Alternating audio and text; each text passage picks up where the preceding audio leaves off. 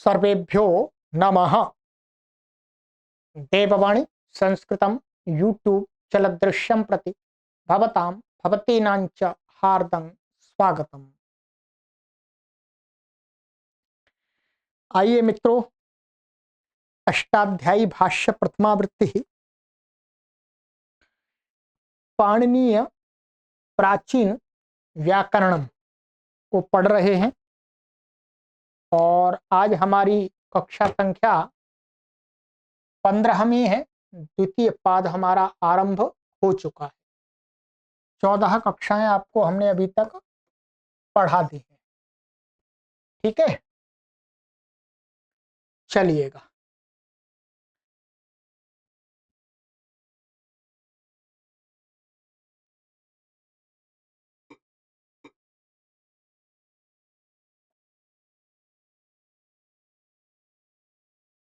हमारा एक सूत्र पूरा कंप्लीट हो गया है। अब दूसरा सूत्र आज पढ़ेंगे। तो पिछला हमारा जो सूत्र था पूर्वत्रा सिद्धम, ठीक है, पूर्वत्रा सिद्धम में हमने पूरा जान लिया कि पूरी अष्टाध्यायी के 2 भाग कर दिए। एक भाग में 7 अध्याय 1 पाद के सूत्र रखे और दूसरे भाग में 8वें अध्याय के 3 पाद के सूत्र रखे। और ये बताया कि जो अष्टाध्यायी के जो 8वें अध्याय के 3 पाद के सूत्र हैं उनके द्वारा कोई कार्य किया गया है तो वह किया हुआ कार्य 7 अध्याय के किसी सूत्र के कार्य करने में निमित्त नहीं बनेगा। निमित्त नहीं बनेगा अर्थात वो असिद्ध ही रहेगा। है सिद्धवत कार्यम न करो। और फिर आगे ये भी बताया कि जो 3 पाद के सूत्र हैं 8वें अध्याय के, उनमें भी क्या है, पर की दृष्टि में पूर्व का सूत्र माने पर के सूत्र के द्वारा किया हुआ कार्य को पूर्व वाला जो सूत्र है वो निमित्त नहीं बना सकता। अर्थात पूर्व वाले सूत्र की दृष्टि में पर वाले सूत्र के कार्य को असिद्ध कर दिया। ठीक है, शास्त्र को असिद्ध कर दिया। चलिएगा, ये हमने समझ लिया। अब चलते आगे के सूत्र पर। आगे हमारा सूत्र है नलोपाह सुपस्वर संज्ञा तुग वेदेषु कृति। बहुत ही महत्वपूर्ण सूत्र है। यदि आपने पहला वाला सूत्र समझ लिया ठीक से तो ये आराम से समझ में आ जाए। ठीक, नलोपाह प्रथमा व्यक्ति एक वचनांतम सुपस्वर संज्ञा तुग वेदेषु सप्तमी व्यक्ति बहुवचनांतम कृति प्रथमा सप्तमी व्यक्ति एक वचनांतम। ये कृति वास्तव में क्या है, ये कृत जो कृत हमारे संज्ञा था, कृत से हमने जो कृत संज्ञा की है वो उस कृत संज्ञा है। सप्तमी का ई जोड़ दिया होगा। समास है इसके अंदर, समास नकारस्य लोपः न लोपः षष्ठी तत्पुरुष। नलोप में क्या समास कर दिया, नकारस्य लोपः न लोपः, न का लोप, ये अर्थ हो गया, षष्ठी तत्पुरुष समास हो गया। चलिए फिर आगे इसमें समास है सुप्च स्वरश्च संज्ञा च तुक च सुप स्वर संज्ञा तुकः इतरेतर योग द्वंद्व हो गया ये। ठीक है, फिर इत्येतेषां अर्थात सुप स्वर संज्ञा तुकानाम तुकाम तुकाम होगा तुकाम विधयः सुप स्वर संज्ञा तुग विधयः तेषु वेदिषु। तो ये हो गया हमारा षष्ठी तत्पुरुष समास। ठीक है, सुप आप जानते ही हैं, सुप माने जो 21 प्रत्यय, तू औजस अम औक्षस आदि। और स्वर, स्वर यहां पर लिया गया है वास्तव में ये जो इसमें हम लेंगे स्वर, स्वर माने स्वर को मान स्वर के विषय में माने उदात्त अनुदात्त स्वरित आदि। ठीक है, और संज्ञा, संज्ञा माने महर्षि पाणिनि की जो संज्ञाएं हैं, अनेक संज्ञा, दादा, गोदाप है, श्रांता, शट आदि। और तुक, तुक ये आगम है एक, क्या है, तुक आगम है, ह्रस्वस्य पिति कृति तुक छे च, ठीक है, आदि। बस ये अब इसको समझने, विधि माने उनका विधान, अनुवृत्ति इसके अंदर ला रहे हैं असिद्ध अर्थ अर्थ। तो विधौ, स्वर विधौ, संज्ञा विधौ, तुग विधौ च कृति नलोपः पूर्वत्रा सिद्धो भवति। कहते सुप की विधि में, सुप को मान करके जो विधि की जा रही है, स्वर विधौ, स्वर संबंधी विधि माने किसी कार्य का विधान, संज्ञा विधौ माने संज्ञा करने का विधान, किसी सूत्र से संज्ञा करनी हो, और तुक विधौ च कृति, ध्यान रखेंगे जो कृति है, इस कृति का संबंध केवल इसके साथ ही लगेगा, तुक विधि, क्योंकि इनके साथ में कोई तुक का संबंध नहीं है व्याकरण में। इसलिए अपने आप सामर्थ्य से केवल जो कृति माने तुक विधौ कृति ऐसा होगा, माने कृत संबंधी तुक विधि, क्या कृत, कृत संज्ञा संबंधी तुक विधि। कहते इनके, इनमें, इनको करने में कहते हैं कि नलोपा, नलोपा का अर्थ है आगे आएगा, नलोपा प्रातिपदिकान्तस्य, ये हमारा आगे सूत्र आ रहा है, नलोपा 7वां सूत्र है इसी में। तो जो नकार का लोप हुआ है, वो नलोपा प्रातिपदिकान्तस्य जो न का लोप होगा, वो कहते हैं कि पूर्वत्रा सिद्धो भवति, अर्थात ये जो नलोपा प्रातिपदिकांत से, ये कहां, 8वें अध्याय के दूसरे पाद में 7वां सूत्र है। तो वो जो न का लोप है, वो पूर्वत्रा सिद्ध के जो वो काम, जो पूर्वत्रा सिद्ध का विषय होगा, तो वो केवल इन विधियों के करने में ही असिद्ध होता है, अन्यत्र सिद्ध रहता है। देखिएगा, नलोपा प्रातिपदिकांत से 8वें अध्याय के दूसरे पाद का 7वां सूत्र है। यदि उस नलोप को मान करके इन विधियों के अतिरिक्त कोई अन्य विधि को करने वाला सपाद सप्त अध्याय का सूत्र होगा, तो न का लोप असिद्ध नहीं होगा,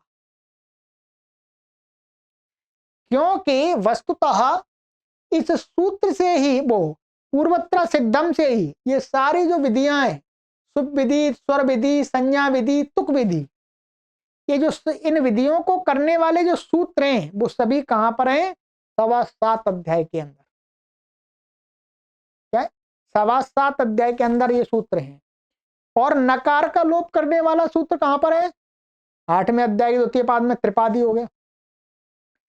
तो इन विधियों के सूत्रों को लगाने में तो नकार का लोप जो असिद्ध तो पूर्व वाले सूत्र से ही हो रहा था, पूर्व वाले से हो रहा था, फिर द्वारा महर्षि पाणिनि जी सूत्र का आरंभ क्यों कर रहे हैं? तो सिद्धे सती पुनः आरंभ नियमार्थ, पूर्व वाले सूत्र से ही ये सारा काम सिद्ध हो रहा था, नकालोप, तो फिर भी सूत्र का आरंभ कर रहे हैं, तो नियम क्या बनना है, न का लोप केवल असिद्ध होता है तो केवल इन्हीं विधियों को करने में होता है, इससे भिन्न कोई विधि करने वाला सूत्र 7.25 अध्याय के अंदर लगेगा तो फिर न का लोप असिद्ध नहीं होगा, वहां पूर्व पर की विधि, पूर्व पर वाला क्रम नहीं देखेंगे। पूर्वत्रा सिद्धम से वहां पर त्रिपादी और सपाद सप्त अध्याय वाली व्यवस्था काम नहीं करेगी, ये नियम बना दो। आइएगा देखते हैं, उदाहरण देखिएगा। तो विधौ राजभि तक्षभि राजभ्याम तक्षभ्याम राजसु, तक्षसु, ये तो सुप की विधि है। अभी आपको बता देंगे यहाँ सिद्धि करा के, ठीक है।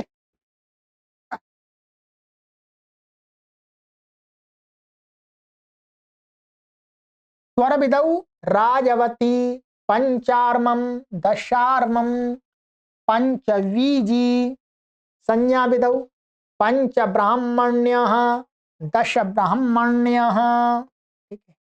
तुग विधौ कृति, यहाँ कृति अपने आप है, तुग विधौ कृति। वृत्रहभ्याम, वृत्रहविः, सिद्धियां इन्होंने यहाँ पर हिंदी में दी है, वहीं आराम से समझ लेते हैं, कोई कठिनाई नहीं होगी विशेष। देखिएगा, सुप विधि, स्वर विधि, संज्ञा विधि तथा कृत विषयक तुक विधि, ये बताया था मैंने। करने में नकार का लोप असिद्ध होता है। क्या है? नकार का लोप असिद्ध होता है। कृति का संबंध यहाँ संभव होने से तुक विधि के साथ ही लगता है, अन्यों के साथ नहीं, क्योंकि अन्यों के साथ तुक का कोई संबंध ही नहीं है। स्वर विधि में तुक का कोई मतलब नहीं है, सुप विधि में कोई तुक का मतलब नहीं है, संज्ञा विधि में तुक का कोई मतलब नहीं है। केवल कृत वो तुक विधि में ही केवल कृत आएगा, कृत का दूसरों के साथ कहीं संबंध नहीं है। पूर्व सूत्र से ही असिद्धत्व सिद्ध था, पुनर्वचन नियमार्थ है, अर्थात नकार का लोप इन्हीं विधियों में असिद्ध होता है, अन्य विधियों में नहीं। ठीक है, आइएगा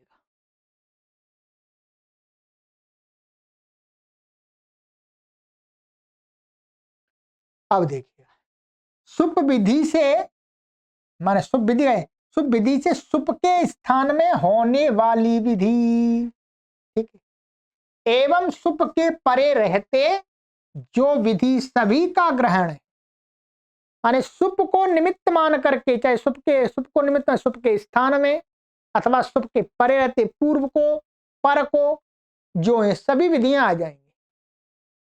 अब देखिएगा यहां पर क्या है, राज भी तक्ष भी में क्या है, ये मूल प्रातिपदिक क्या है, राजन और तक्षण है, ध्यान रखेंगे, राजन और तक्षण है। अब राजन और तक्षण है, मानिएगा ये लेता हूं मैं,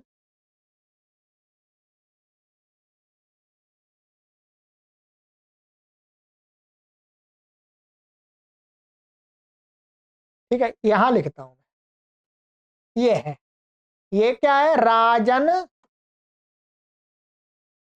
और ये भिस आ गया तृतीय व्यक्ति बहुवचन का, क्या है ये, भिस,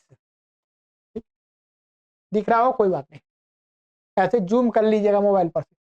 अब यहां पर क्या है, इसके परे रहते हैं, इसकी क्या है, स्वादिष्ट सर्वनाम स्थाने से इसकी पद संज्ञा है, पद संज्ञा है, पद संज्ञा होने से पद संज्ञा हो गई, और ये प्रातिपदिक भी है।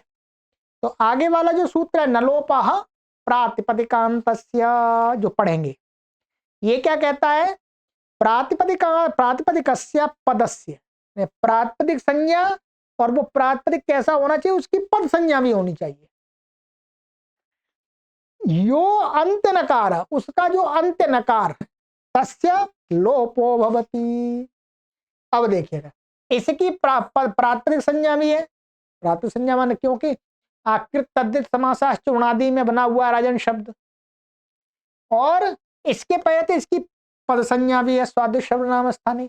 अब इसका जो अंतिम न है वो नलोपा प्रातिपदिकांत से क्या हो गया, न का लोप हो गया, क्या हो गया, न का लोप। अब क्या स्थिति होगी हमारी, राजा और ये भिस। अब ध्यान दिए, अब जैसे ही ये न का लोप हुआ, ध्यान रखें, न का लोप हुआ, वैसे ही क्या हुआ, अदंत अंग न बच्चा, ये है अतो भिस आइस, ये लग गया 7वें अध्याय के प्रथम पाद का 9वां। ये क्या करता है, ह्रस्व अकारांत अंग से उत्तर भिस को ऐस करता है। भाई यहां तो नकारांत था तो ये लग नहीं सकता था, जैसे ही नकालोप हुआ वैसे ये लगने लगा, लगने लगा। पूर्वत्र सिद्धम से सिद्ध था असिद्ध होना। अब इसने नियम बनी है ना कि अब इसने कहा ये लगा 7वां, तो इस नलोपा, ये नका, ये शुभ विधि है, क्या है, भिष संबंधी, मान भिष को क्या हो रहा है, ऐस हो रहा है, तो सुप के स्थान में विधि हो रही है, तो इसने मना कर दिया। नलोपा सुप स्वर संज्ञा तुक विधि, माने क्या ये, हाँ मना अर्थात असिद्ध कर दिया, असिद्ध कर दिया, तो इसके करने में यहां पर न दिखेगा। ये ध्यान रखेंगे, पहले वाले सूत्र से भी असिद्ध था, परंतु ये सूत्र विशेष बना करके नियम बना दिया। पूर्व वाला सूत्र लग रहा था, उसी के साथ ये भी अब लगेगा, अब यही लगेगा, ठीक है। तो असिद्ध हो गया, असिद्ध होने से न दिखने लगा, तो ये ऐसा नहीं हुआ, तो क्या बन गया, राजा भी, ऐसा बन गया। तो वही लिखा है, अदंत अंग न होने से अतो भिष ऐस से भिष सुप के स्थान में ऐस नहीं होता, ठीक। ऐसे ही आपको तक्षण से तक्ष भी कर लेना है। और राजभ्याम, ये भ्याम है, और राजसु, इनमें क्या है, भ्याम के पर रहते नकालोप हुआ है, तो नकालोप होने पर क्या लगता है, सुपीच, क्या लगता है, सुपीच। सुपीच क्या करता है, दीर्घ करना था, सुप के परे रहते, ययादि सुप के परे रहते, ययादि सुप के परे रहते अकारांत अंग को दीर्घ प्राप्त होता है, तो जो नलोप प्राप्त नकार का लोप हुआ वो असिद्ध हो जाएगा, असिद्ध हो जाएगा, नकार अकारांत नहीं मिलेगा, तो ये नहीं लगेगा। ये हो गया असिद्ध का लाभ। यह सुप के परे रहते विधि है पूर्व को। और राजसु में क्या है, राजन सुप, सु बहुवचन का, तो यहां पर बहुवचन ने झल्लेत लगता है, बहुवचन का प्रत्यय झला दिए सुप है, तो इसको एकार प्राप्त होता है, तो वो नहीं होगा, क्योंकि यहां असिद्ध हो जाएगा, तो नकारांत मिलेगा, अकारांत नहीं मिलेगा। सरल है, ठीक है, कुछ कठिन नहीं। तो वही कहा, सुप परे रहते दीर्घत्व और एक तो नहीं हुआ।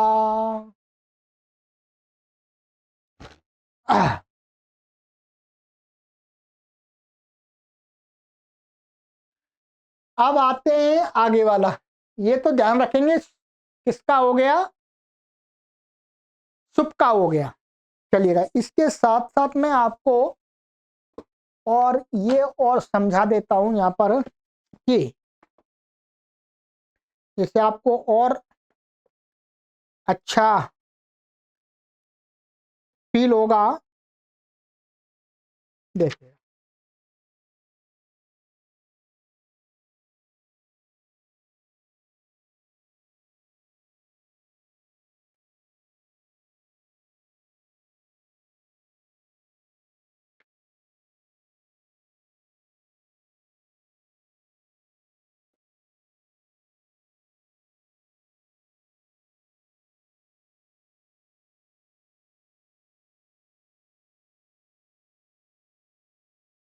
चलिएगा अभी बताऊंगा। अब पहले इसको देख लेते हैं, स्वर विधौ, स्वर की विधि में, ठीक है, ये तो सुप की विधि हो गया, और ये हो गई स्वर की विधि। तो राजवती, ये वस्तुता क्या है, ये है मतु प्रत्यांत, राजवती शब्द है स्त्रीलिंग में, राजन शब्द से मतु पा करके उसको मादुपधाया मतुर्वोवा दिव्या आदि लग करके इसको क्या हो जाता है, राजवती बनता है, गीप आदि होकर के।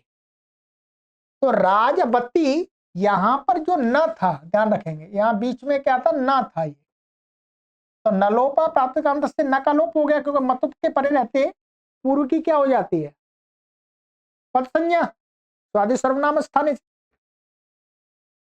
अब यहां पर कहते नलोप स्वर की विधि में असिद्ध होने से, और इस सूत्र ने क्या कर दिया, इस सूत्र ने कर दिया कि यहां पर न का लोप असिद्ध हो जाएगा, स्वर है, स्वर है। यहां पर सूत्र क्या लगता है, अंतोवत्या, ये छठवें अध्याय के प्रथम पाद के द्वितीय प्रथम पाद का 214वां सूत्र है। ये सूत्र करता है कि अवत्या होने, अंतोवत्या होने, अवत्या, अवती, अवती शब्दांत, अवती अवत्यंत प्रातिपदिक को अंत उदात्त होता है। अब यहां पर क्या है, नलोपा से नकालोप हो गया, तो ये अवती दिख रहा है हमें, परंतु जब इसमें स्वर लगाने लगेंगे इससे, तो जो नलोपा प्रातिपदिकांत से वो असिद्ध हो गया। असिद्ध हो गया तो बीच में क्या दिखेगा, ये अन्वति दिखेगा, ना बीच में आ जाएगा, अन्वति दिखेगा। तो फिर ये नहीं लगेगा, ये नहीं लगेगा, क्योंकि असिद्ध होने से अवति शब्दांत राजवती नहीं रहेगा, क्योंकि बीच में यहां पर न आ जाएगा, यहां बीच में ये राजन न दिखने लगेगा असिद्ध होकर के, तो ये सूत्र नहीं लगा। फिर इसका अपना जो स्वर है राजन प्रातिपदिक का आदि उदात्त है, ध्यान रखें ये क्या है, कि राजवती ये वस्तुता क्या आदि उदात्त है, क्योंकि इसमें मतु प्रत्यय मतुपित है तो वो अनुदात्त है ही अपने आप। फिर गीप आया, गीप का ई भी अनुदात्त है, वो भी पित है। राजन जो प्रातिपदिक था वो कैसा था, तो उसको राजन प्रातिपदिक में जो स्वर लगाया है वो लगाया हमने, एक मिनट, अच्छा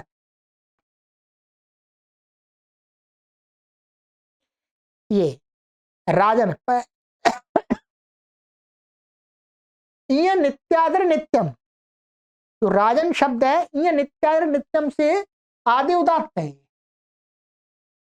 राजन शब्द, क्योंकि ये राजरी धातु से मन ये प्रत्यय होता है हमारा कनिन, कनिन प्रत्यय होता है इसमें, कनिन तो नित है, तो नित होने से इंत है, तो वो स्वर लगेगा, ये नहीं लगेगा। मुख्य प्रयोजन तो ये हटाना, ये नहीं लगा क्योंकि ये ना सिद्ध हो गया। इसलिए अब यदि आप यहाँ पर स्वर या दिखाया नहीं इन्होंने, पर आप यदि स्वर लगाएंगे तो अब स्वर विधि इसकी वो नहीं लगेगी। क्या स्वर लगेगा, इसका ही अपना स्वर रहेगा, ये स्वरित रहेगा, ये संहिता में एक श्रुति हो जाएगी। ठीक है, ये तो सामान्य है, उदात्त हो गया, अनुदात्तम पदम एक बार जब उदात्त स्वरता स्वरता संहिता अनुदात्तम। ठीक इसी प्रकार से आगे उदाहरण दिया पंचारमम दशारमम। पंचारमम और दशारमम ये क्या है, वास्तव में यहां पर समास हो रहा है। क्या हो रहा है, समास, तद्धितार्थोत्तर पद समाहारे च, तो समास हो रहा है। समास होने से ये पंचारमम दशारमम समास हो रहा है। अब ये वास्तव में शब्द क्या था, पंचन और अर्म, अर्म शब्द है, पंच और अर्म ऐसा शब्द है। तो पंचन, पंचन था, अब पंचन का अर्म के साथ समास हो गया है, तो फिर इसका, इसकी पंचन की प्राकृतिक संज्ञा है, पद संज्ञा भी है प्रत्यलोप प्रत्यलक्षण से, तो उसका क्या हो गया, लोप हो गया। ध्यान रखेंगे, नलोप प्रातिपदिकांत से न का लोप हो गया।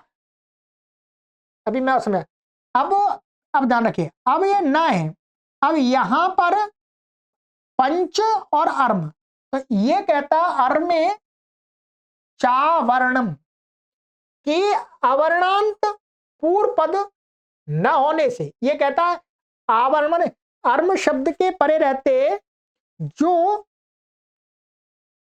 अवर्णांत पूर्व पद है, यहां पर अर्म शब्द है, ये वास्तव में क्या है, ये अर्म, यहां पर यही क्या जगह नहीं है, चलिए मैं लिखता हूं, ये वस्तुता क्या था, ये पंचन और ये अर्म, यहां पर इनका पहले जो समास होगा, समास के बाद लुक आदि व्यक्ति का, फिर इसका नलोपा प्राप्त से नकार का लोप होगा। नकार का लोप हो गया तो अब ये क्या बन गया, ये बन गया ये पंच, ध्यान रखेंगे पंच अर्म। अब यहां पर ये समास होने पर क्या होता है, समास से समास का अंतुदात्त प्राप्त होता है, पूरा ये समास बन गया तो समास का अंतुदात्त प्राप्त हुआ, परंतु उसका अपवाद ये सूत्र है अर्मे चावर्णम। ठीक है, पूरा सूत्र बता देता हूं मैं, ये हमारा 6290 है,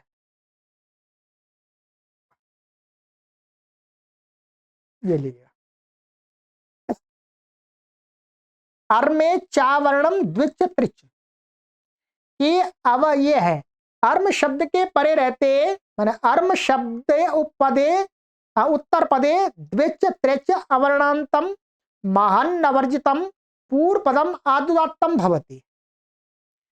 इसने कहा अर्म शब्द के परे रहते दो अच वाला अथवा तीन अच वाला कोई अवर्णांत पूर्व पद होगा तो उसको आदि उदात्त होगा। अब यहां पर क्या है, अवर्णांत दिख रहा है जी, परंतु जैसे हम ये लगाने लगे तो वो सूत्र क्या है, नलोपा सुप स्वर संज्ञा तुक विधिषु कृति ने असिद्ध कर दिया। असिद्ध कर दिया तो यार ना दिखने लगा, ना दिखने लगा तो ना दिखने लगा तो क्या हुआ, इसको फिर अवर्णांत मिला ही नहीं है तो ये नहीं लगा, नहीं लगा अभी फिर दोबारा ना तो हट ही जाएगा अपना, ठीक है ना। अब ध्यान दीजिएगा, अब यहां पर क्या लग रहा, अब आ और आ, अब यहां पर क्या करे, आकाश सवर्ण दीर्घ, यही समझ लीजिए आकाश सवर्ण दीर्घ से क्या हो रहा है, दीर्घ हो रहा है। यदि ये सूत्र नहीं होता, ध्यान रखेंगे, नलोपा सुप स्वर संज्ञा तुक विदेशु कृति नहीं होता तो असिद्ध इस सूत्र के लिए, असिद्ध ये सूत्र की दृष्टि में तो पूर्वत्र सिद्धम उसको असिद्ध कर देता नकार को, परंतु अब जब हमें यहां पर आकाश सवर्ण दीर्घ अब लगाना है तो आकाश सवर्ण दीर्घ की दृष्टि में भी तो न का लोप असिद्ध होना चाहिए, होना चाहिए। यहां पर जैसे आकाश सवर्ण दीर्घ लगाने लगे कुछ छठवें अध्याय के प्रथम पाद का है, तो आकाश सवर्ण दीर्घ हम लगाने लगेंगे वैसे ही यहां पर न दिखेगा, न दिखेगा तो सवर्ण दीर्घ नहीं हो सकता। तो इस सूत्र को बनाने से लाभ ये हुआ कि भाई जो न का लोप है वो केवल इन विधियों में ही असिद्ध होता है। ये जो आकाश सवर्ण माने सवर्ण दीर्घ विधि करेंगे उसमें न का लोप असिद्ध नहीं होगा, क्योंकि सवर्ण दीर्घ विधि इस सूत्र के अंदर नहीं है। ये नियम का फायदा हो गया, ध्यान रखेंगे, नियम का फायदा हो गया ये। तो यहां पर न का लोप ये सिद्ध ही रहा, सिद्ध ही रहा का सवर्ण की दृष्टि में, तो दीर्घ हो गया पंचार्मम, और ये अंतुदात्त हो जाता है, फिर समास से अंतुदात्त हो जाता, अनुदात्तम पदम एक वर्जम। ऐसे ही दशार्मम ये भी अंतुदात्त हो जाएगा यहां पर भी। अब आपको समझ में आ गया होगा कि नियम का लाभ क्या मिला। यदि ये नियम नहीं होता तो फिर यहां पर आकाश सवर्ण दीर्घ नहीं लग सकता था और ये इष्ट शब्द नहीं बन सकता था, सही है। अब देखिएगा यहां ये हो गया पूरा, पूर्व पद को आदिदात्त नहीं हुआ। पंचार्मम दशार्म, अच्छा इसमें दिक् संख्य संज्ञायाम से समास हुआ है, वही तद्यतार्थों पर समारिच दिक् संख्य संज्ञा वही है, ठीक है। अब आगे उदाहरण, पंचानाम बीज नाम समाहारा पंच बीजी, ठीक है। यहां पर भी क्या तद्यतार्थों पर समाहारे उससे समास हुआ है। तो पंच माने पंचानाम बीज नाम, पंच बीजी, तो मूल प्रातिपदिक क्या है पंचन, तो यहां बीज शब्द से जो अत इन ठना, ध्यान रखेंगे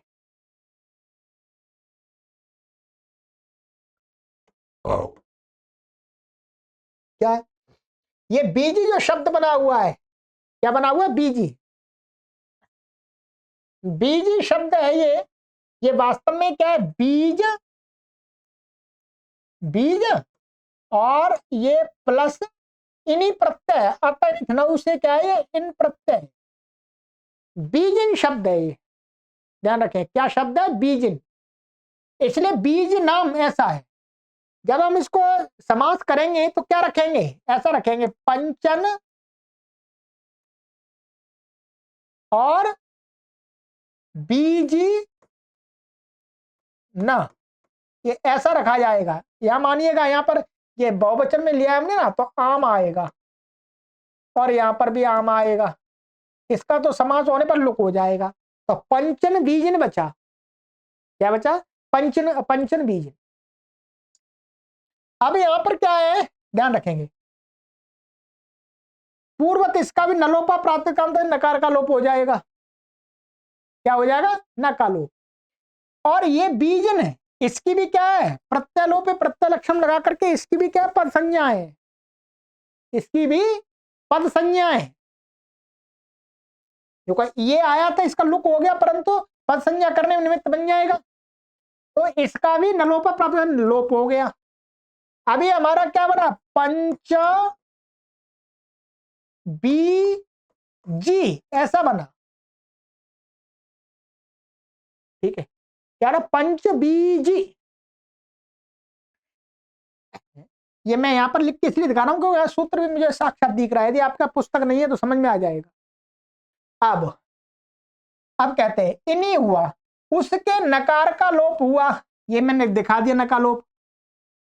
तो उसके असिद्ध होने से अब हम क्या करेंगे, यहां पर स्वर के लिए जैसे होगा, तो अब यहां पर ये स्वर लगाना है पंचबीजी में, तो ये सूत्र प्राप्त हो रहा है, गंत काल कपाल भगाल शराबेशु दुगु, और दुगु संज्ञा इसकी संख्या पूर्व दुगु। तो ये इगंत मान करके, इगंत मान करके उत्तर पद मन इगंत ई अंत में एक, तो एक मान करके पूर्व पद का प्रकृति स्वर प्राप्त होता है पंचन का। तो कहते हैं जैसे ये सूत्र लगाएंगे, स्वर की विधि है, इसलिए यहां पर जो न का लोप हुआ था वो असिद्ध हो गया, तो एगंत नहीं मिला, ये क्या मिला, नकारांत मिला, इनंत मिला, तो ये नहीं लगा, फिर इसमें नहीं लगा तो फिर इसका कुछ स्वर नहीं होगा, अपना स्वर हो जाएगा अंत उदात्त, समास से इसको भी क्या हो जाएगा, अंत उदात्त, ठीक है, इसमें भी समास से अंत उदात्त हो गया। तो ये जो शब्द है हमारा, ये भी क्या है, पंचबीजी, ये वाला ये अंत उदात्त है, और ये अनुदात अनुदात्तम पद में एक बार मुख्य रूप से ये प्रयोजन, ये सूत्र नहीं लगा, ये लग जाता तो क्या हो जाता, पूर्व पद का प्रकृति स्वर होता पंच शब्द का, वो गलत है। तो ये स्वर संबंधी विधि हो गई, ठीक है, आ जाइएगा। अब संज्ञा की विधि में आते हैं। पंच ब्राह्मण्य, ये ब्राह्मणी शब्द ध्यान रखें, स्त्रीलिंग में ब्राह्मणी, उसका बहुवचन में ब्राह्मण्य, नदी नद्यौ नद्य। तो पंच, अब ये वास्तव में क्या था, यहाँ पे है क्या, ये पंच नहीं तो ये नहीं तो है, ये बहुवचन में नहीं आएगा। अब यहां पर न का लोप हो गया, यहां न लोप करने के पश्चात नांत नहीं है, ये तो अकारांत बन गया, नांत न होने से अब इसकी षणांता षट, षणांता षट से पंच की षट संज्ञा प्राप्त नहीं हो सकती, षट संज्ञा। यहां पर क्या है, संज्ञा विधि करने में जो नलोप है वो क्या हो जाएगा, संज्ञा विधि में असिद्ध हो गया, असिद्ध हो गया, तो यहां पर न दिखने लगा, पंचन दिखने लगा, तो यहां पर क्या विधि हो गई, इसकी षणांता षट, षणांता षट से इसकी क्या हो गई, षट संज्ञा हो गई, ठीक है, षट संज्ञा हो गई, संज्ञा विधि में असिद्ध होने से इसकी षट संज्ञा हो गई। अब षट संज्ञा हो गई, षट संज्ञा का लाभ क्या मिलेगा, न षट स्वर, न षट स्वस्त्रादिभ्यः, पंचन को, पंचन को जो प्राप्त टाप है, टाप का प्रतिषेध हो गया,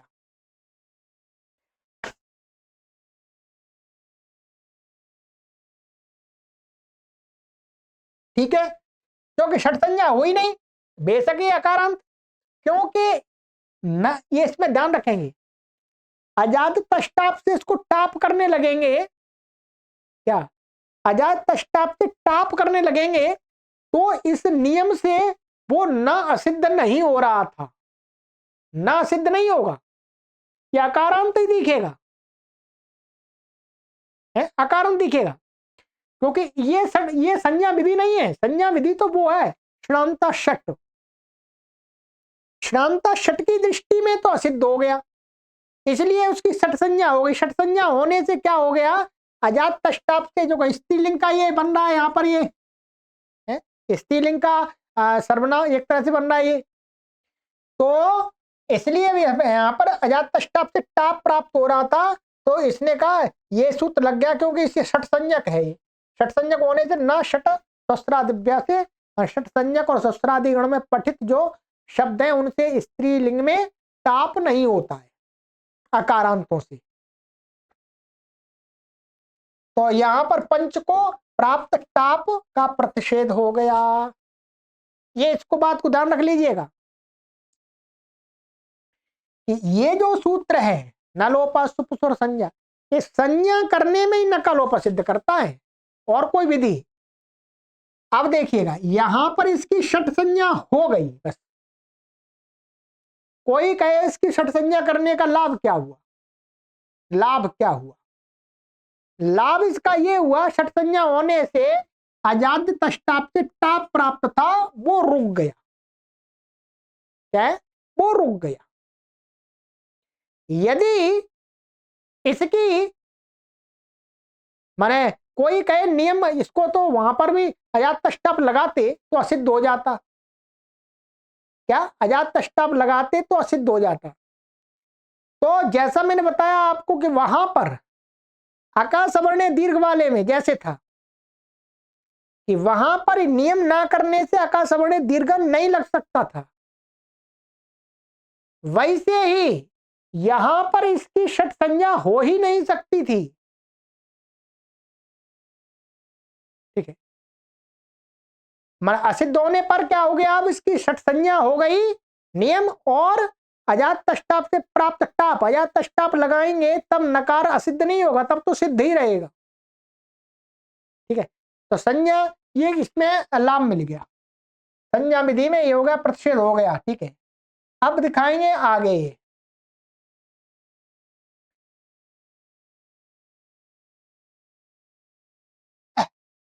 वृत्रहभ्याम वृत्रहभि में कृत विषयक तुक विधि।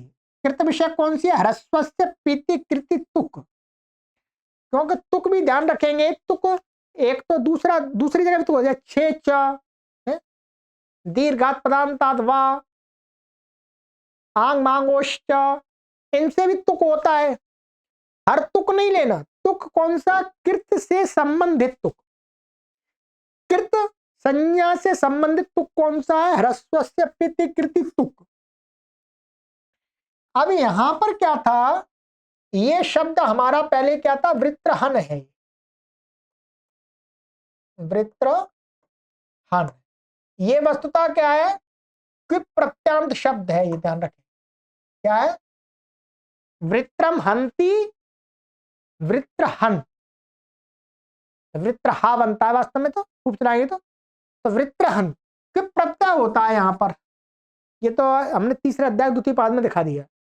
अब इसका तो सर्वापारी लोप हो गया। ठीक है, अब यहां पर ये क्या है? कृत प्रत्यय है। ये कैसा है? कृत।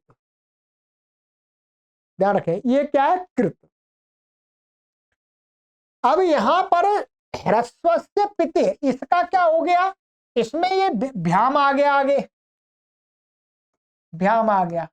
भ्याम के पहले इसकी पदसंज्ञा हो गई, पदसंज्ञा होने से नलोप प्रातिपदिकांत से नकार का लोप हो गया, नकार का लोप हो गया। अब ये क्या है? नकार का तो वृत्रह और भ्याम ऐसा बचा। अब यहां पर क्या होता है? भ्याम के परे रहते यहां पर जो अभी हम बता रहे थे सुपीच से दीर्घ प्राप्त होता है, वो तो सुप विधि से ही रुक जाएगा, दीर्घ तो नहीं होगा। परंतु प्रत्ययलोपे प्रत्ययलक्षम लगा करके इस सूत्र से ध्यान रखेंगे, प्रत्ययलोपे प्रत्ययलक्षम लगाएंगे तो क्विप प्रत्यय यहां पर इसको मान करके, ये पित भी है और कृत भी है, तो पित और कृत मान करके क्या है? और ये ह्रस्व भी बन गया, नका तो लोप हो गया, अब ये ह्रस्व बन गया वृत्रह। तो ह्रस्व से पिति कृति, ये कृत परे है ही प्रत्ययलोपे प्रत्ययलक्षम से, तो कृत के परे रहते इस ह्रस्व को तुक आगम प्राप्त हो गया, तुक आगम। तो कहते हैं ये जो कृत संबंधी तुक विधि के परे को मान के कोई कार्य कर रहे हो तो भी नकालोप असिद्ध हो जाएगा, अर्थात ये नकालोप असिद्ध हो गया तो ये ह्रस्वकारांत नहीं मिला, तो ये सूत्र नहीं लगा, नहीं लगा। तो वृत्रहभ्याम, भ्याम को मान करके यदि यहां पर आप सुपीच लगाने लगेंगे तो सुप की विधि में नकार का लोप असिद्ध हो जाएगा। ठीक है, ये हो गया। तो करने में वृत्रहन का नलोप असिद्ध हो गया तो तुक आगम नहीं हुआ। कृत परे रहते तुक आगम ह्रस्व से कृति तुक में कहा है, अतः यह कृत विषयक तुक है।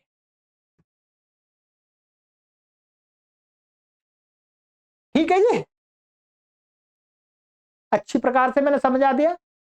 बस न का लोप केवल और केवल असिद्ध होगा तो इन विधियों को करने में ही होगा, इनसे अन्यत्र कोई भी विधि करेंगे तो उसमें सपाद सप्ताध्याय और त्रिपादी के सूत्रों का जो व्यवस्था रखी है असिद्ध वाली, वो नहीं लगेगी। जैसा कि मैंने आपको यहां पर एक उदाहरण में भी समझा दिया था, इसमें पंचार्मम दशार्मम में अक सवर्ण दीर्घ लगाया हमने तो लग गया, नकालोप सिद्ध नहीं हुआ। इसी प्रकार से अन्यत्र भी कहीं लगेगा तो वो लग जाए, ये नियम का लाभ हो गया। ठीक है, चलिएगा, तो आज की एक कक्षा में पूरा मैंने एक सूत्र समझा दिया, इसको विशेष ध्यान रखना है, आपको ध्यान रखेंगे।